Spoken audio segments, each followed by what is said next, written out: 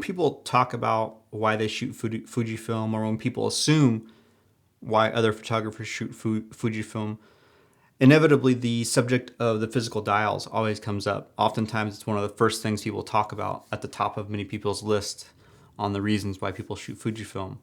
And that's for good reason. That's one of the big reasons why I shoot Fujifilm. I love the physical dials on the cameras. But it's not the only reason, and it may not be near the top of the reasons why I shoot Fujifilm. And with the release of the Fujifilm X-H2 and X-H2S, some people look at those and scratch their heads and say, well, they don't have the dials, then why use them? That's the whole, one of the big reasons why you shoot Fujifilm is the dials. So where are they and why aren't they there? And would you still shoot them without them? And I'm going to get an X-H2 or X-H2S. I guarantee you at some point I will get one. I can't justify it now. I'm happy with my stuff, but I will get one eventually.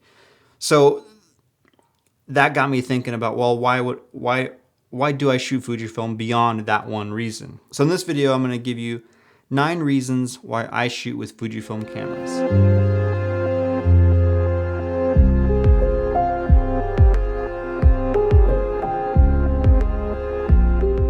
So this list is in no particular order of importance. I just brainstormed on the biggest reasons and came up with 9. Here they are.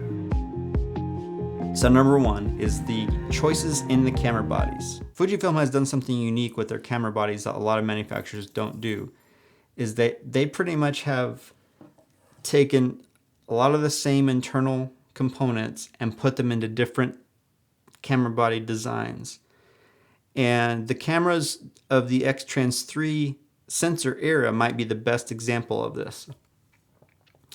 I'll just list some of the cameras off from this family. You have the X100F, you have the X Pro 2, the XT2, the XT20, the XE3, and the XH1.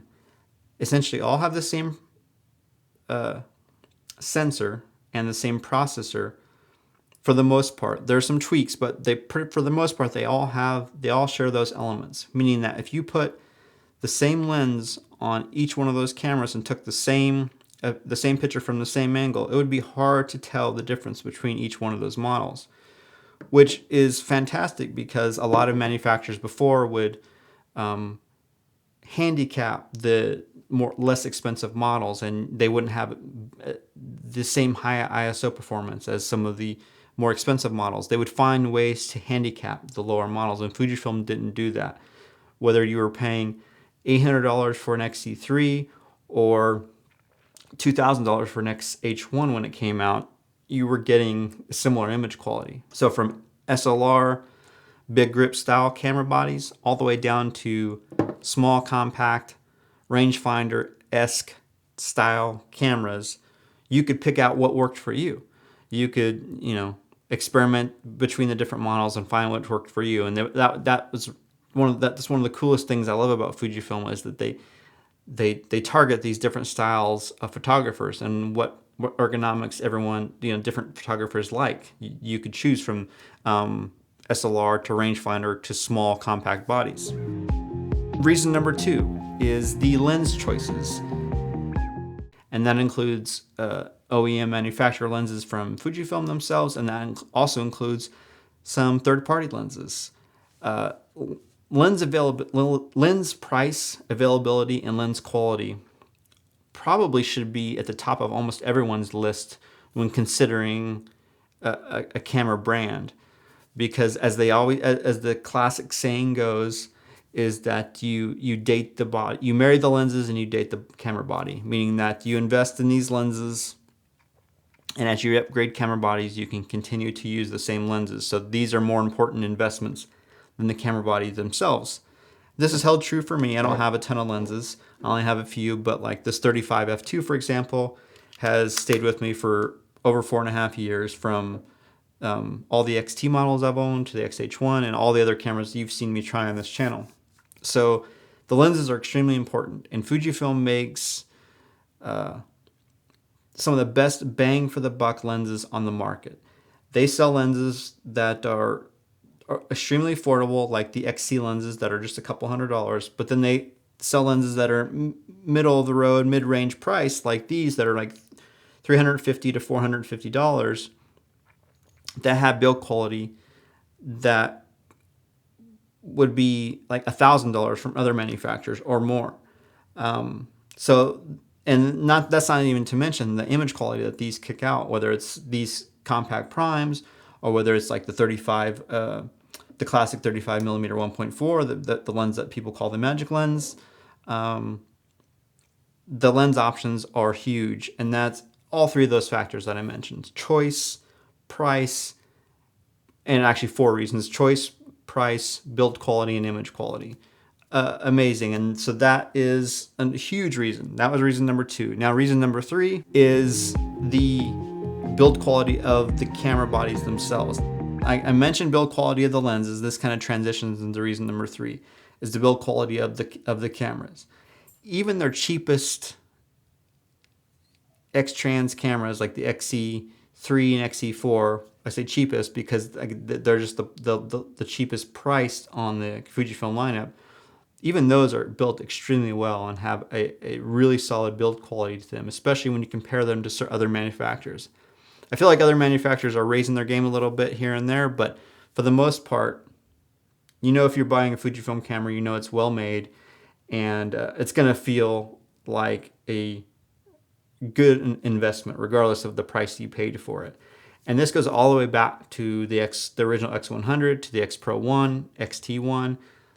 They set a good standard for build quality, and they've only maintained it from there. Now they may tweak some design choices and material choices along the way, but everything that they choose to do, from the magnesium alloy bodies to the metal exterior on the bodies to the grip that they use to the material that the dials are made of, to the buttons, everything they choose to do in terms of design and build quality resonates with me. And I love the feel of these cameras, and they feel right at home. And it still blows me away of the build quality that we get for the price that we pay, especially now on the used market with some of these cameras. So build quality of the cameras themselves was reason number 3. Reason number 4 is reasonable prices for the cameras. Now let's just talk about new prices, let alone used prices. New prices, the range is pretty much $850 for the XC4 right now, all the way up to $2,500 for the for the XH2S. I'm putting aside the GFX line because I'm not familiar with that enough to talk specifically about it. So I'm just really talking about the X series lineup. So we go from $850 to $2,500, and in that range you have again all those choices of body styles. You have now multiple choices of sensors. You have multiple choices of video features, autofocus features, a plethora of choices within that price range. And yeah, $850 is not dirt cheap, but from considering what that XE4 does, that's a pretty amazing bang for the buck camera, I think. And that's at the new prices. If you go to the used market, you're looking at $250, on up, depending on which model you're looking at. So anyone who's just jumping into photography, I can't really honestly think of a better brand to jump into than Fujifilm, considering that you can get a used camera for $250 to $400 that has everything you need for photography. And then you have,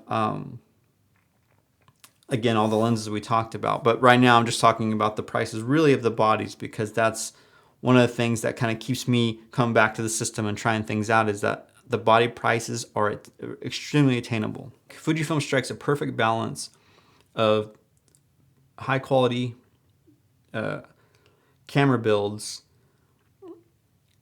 and mass market appeal.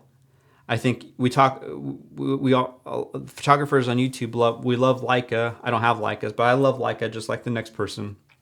But the reason why Leica charges so much is because of their company culture and how they make their cameras. You're paying for the way that their cameras are manufactured. The price is that way because of the way they're built, the materials they use, and all that stuff. Because of that structure of how they're built and the pricing, Leica's not a camera manufacturer. They're not a manufacturer that's meant to sell millions of bodies or even hundreds of thousands of bodies. They're not designed for that type of market. Fujifilm strikes this balance too, that they can sell a lot and still keep a really high build quality at a reasonably priced, at a reasonable price point, which is amazing to me. Reason number 5 on why I shoot Fujifilm is image quality. This should be number 1, I guess, if you're trying to rank them, or at least up there, but like I said, this is in no particular order. And when I talk about image quality, I'm not just talking about sharpness. Sharpness is one aspect that a lot of people are drawn to. It's one of the things that most people inspect right away when they're just starting out photography. It's natural to do pixel peeping on the computer and all this stuff. But that's only one aspect. But yes, the images are extremely sharp, and that is one aspect that I put in the image quality. Besides sharpness, though, it's everything else combined that gives the Fujifilm images the characteristics that I love.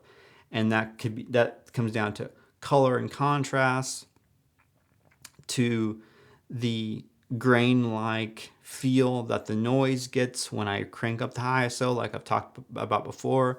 I love shooting at the 6400, 12800 sometimes to get a little bit of that noise to show up. And to me, these cameras produce noise that feels a little more natural than some other cameras. There's nothing I hate worse than the noise on, I'm just going to say older DSLRs, because I'm not going to point out any specific camera, but on some older DSLRs at the higher ISOs, the noise looked just muddy, and you would get weird horizontal banding. That stuff screamed digital artifacts to me. The noise from Fujifilm cameras doesn't. It feels, there's an analog vibe to it. So that is part of the image quality. That's part of the characteristics of the image that I love, and one of the biggest reasons why I continue to shoot Fujifilm. I didn't know that when I jumped into it, but as you start experimenting with the images and really getting used to creating images from the Fujifilm cameras, that's one thing that keeps me in the system. Number 6 is the film simulations and JPEGs. I'm going to lump these together because they really go hand in hand. You guys watching this already know, but for anyone who doesn't know, is that one of the things that Fujifilm did from the get-go with the X100, X Pro 1, and X-T2, those early cameras in the X series lineup, is and the X-T1, I don't know which one I said, but they've put in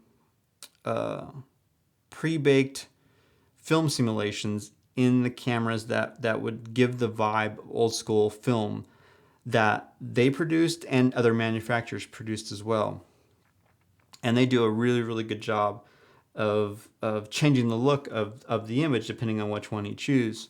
Whether it's JPEGs from the X Pro 1 or it's JPEGs from the X-T5, every camera in the X series lineup produces really cool filmic-like images, partly because of the magic of the X-Trans sensor and the color settings and the color science that Fujifilm has baked into those film simulations.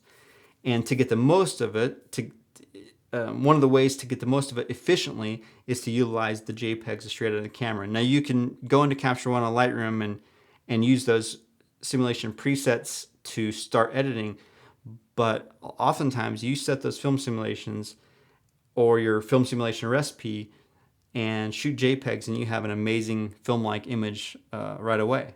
Some of my favorite film simulations are Classic Chrome. It's like for photography, that's like one of my go-tos.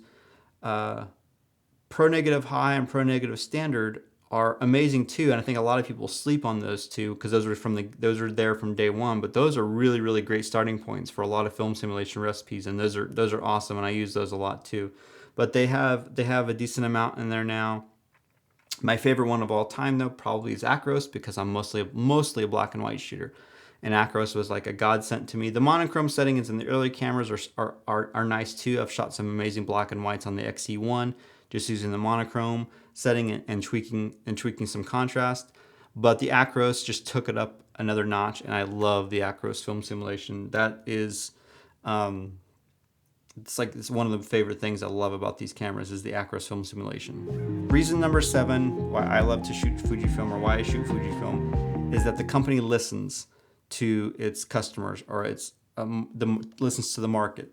however you want to word that. They listen. The most recent example I talked about in this video, I just did a video about the X-T5, and I talked about it there, but the most recent and obvious example, maybe one of the biggest examples you could pull from, is the fact that they went from the flip out screen of the X-T4 back to the three-way tilting screen of the cameras that came before it, the X-T1, X-T2, X-T3, and X-H1.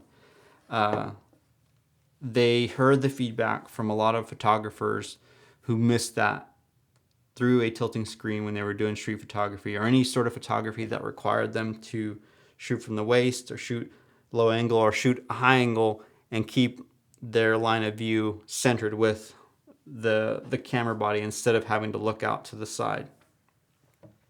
So they heard that feedback and they switched back. That encompasses one of the things that is impressive about the company: listening and making adjustments and admitting that, yeah, maybe we were wrong about this feature, or we see that there's a bigger market for this feature, not that feature. Things like that. That's one of the biggest examples, though, is that screen. That's listening to customers directly. That's direct feedback that they got from YouTubers they talk to, or professional photographers they talk to, or just hearing that feedback in general. But another thing that they do that I put under this category of they listen is that they have a good pulse of the market, the creative market, the photographer market, the filmmaker market. Now they just they keep their ear to the ground, I feel like, and they have a good idea of what's out there, what's needed, what people want, without being told explicitly. And I think the launch of this whole X series cameras is a perfect example of that. I don't know how many people were asking for a camera exactly like the X100 before it came out, but they just had a hunch that this camera there was a market for this camera. This was a hole in the market, a desire that hadn't been fulfilled by any other manufacturer, and they were going to come in and fulfill that. They took it a step further with the interchangeable lens cameras in the X series lineup, and still kind of keeping that homage to film photography, and continued on that path, thankfully. But that initial launching point came from them just keeping their ear to the ground and knowing the what's going on in the creative market and the creative world, and what people might want. And I think that's really impressive, because I think just like Apple does, I feel like there's a perfect balance that companies should strive to keep between listening to direct feedback, but also coming out with some surprises and presenting us with ideas that maybe we didn't think about. That balance of thinking for themselves, presenting us with ideas, and listening to direct feedback. Fujifilm strikes that balance perfectly.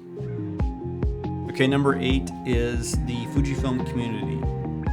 This is one of the most fun aspects of shooting Fujifilm cameras, because in today's world, it's so easy to find so many cynical, negative people online.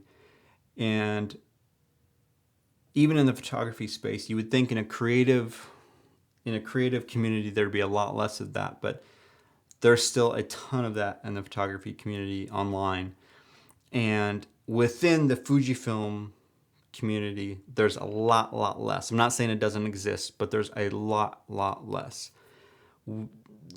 I'm not sure why that is, but it's a good thing. You have, from people that are extreme beginners to the really seasoned pros, and everyone is helping each other on Facebook groups or on YouTube or on Twitter or wherever else they might be. People share Fujifilm simulation recipes like I do on this channel. People share tips on other settings and how to use the camera, on different ways to use the camera that you maybe didn't think about. People share tips on how to set things up for filmmaking, or how to set things up for portrait photographers. There's just a whole bunch of different interactions and things going on in the community that I think are amazing. And it's a community that I'm happy that I can contribute to a little bit, whether it's my blog or this YouTube channel. I always think back to when I was in high school or college, and all I had was a little home movie camera for my video and a Olympus OM10 for my photography, a film camera, of course, back then. And although the online communities were there, they weren't as robust and deep as they are now. And I think it's great to benefit from them, but it's also great to give back, and that's what I love doing. And I love that a lot of people in the Fujifilm community feel that way, where it's definitely a give and take, and everyone is, for the most part, really positive. And it's just great to see, because like I said, it's super easy to be cynical and to find cynicism and negativity online, and I don't see a ton in the Fujifilm community. So the community is huge, and one of the things that kind of keeps inspiration and keeps me motivated to keep shooting Fujifilm and be involved with the community. So the last one, number 9, is something I can't exactly put into words, but it's a connection that shooting these cameras and the images that come out of them, the whole process, everything about it, how somehow there's a connection to the analog era to me. It's not exactly like film photography. Nothing's ever going to be exactly like film photography. But this whole ecosystem of the cameras, the lenses, the bodies, the images that I print from them, everything about, from the film simulations, everything about all this together adds up to the closest I felt to film photography in the digital era from everything I've tried so far. I haven't shot every brand, and I definitely haven't shot Leica. So I can't say that you don't get this from other brands. All I'm saying is that it's achieved with this ecosystem, with the Fujifilm cameras, lenses, settings, image quality, everything together adds up to give me the analog feel and analog vibe similar to shooting film photography. Like I said, they're not the same. I know I've made this comparison before, and a lot of people hate it because they say that, there's nothing like shooting film. And I know that nothing will ever be exactly like shooting film, but this has given me something that feels like it and inspires me to keep shooting. And that's what number 9 is. Like I said, I can't even put it exactly into words. There's a connection to the analog era of photography that this gives me, which keeps me shooting Fujifilm. I just love it.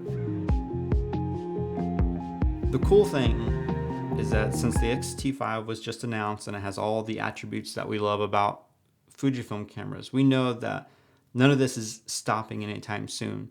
They've branched out to reach out to more style of photographers with the XH2 and XH2S, which have more of a modern design and feel to them. But the X-T5 is a clear sign that they're committed to the group of creators and photographers that has got this X series lineup to this point.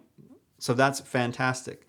Will they always be able to keep everyone happy? No, they haven't kept everyone happy. No one and no company is going to be able to keep everyone happy all the time. That's impossible. But I think if they continue the path based on their own ideas, their principles, their design aesthetics, to their beliefs, if they continue down that path, they're going to be extremely successful, continue to be successful, and we are going to be extremely happy for years to come. I'm extremely excited about everything that's come so far, but I'm even more excited about what's to come. That's why I shoot Fujifilm in a nutshell, in a long video nutshell. So let me know in the comments why you guys shoot Fujifilm, and it'll be nice to see all the different reasons and get a conversation going, especially for people who may be considering shooting Fujifilm. They might be able to benefit from some of your ideas and thoughts. So thanks again as always, guys. I appreciate every one of you. Please like and subscribe if you haven't, and I'll talk to you guys soon.